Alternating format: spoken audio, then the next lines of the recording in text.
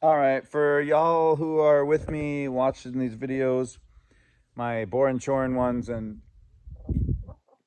just homestead stuff, I had a chicken that was attacked by a rooster, so I brought it into my shop, got it healed, got it back in the coop. And now, no, I didn't put it in the cooler, but now I can't get rid of it. So that's Sandy, and she won't go back to the coop. And now she's just coming out to the house, and she follows me wherever I sin. Hi. I'm recording Sandy following me wherever I go. Oh. See where she's at. Yeah, see, she don't even care about the dog. Sandy, what are you doing?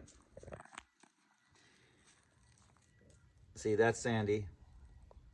And she just has no interest in being with the rest of the chickens.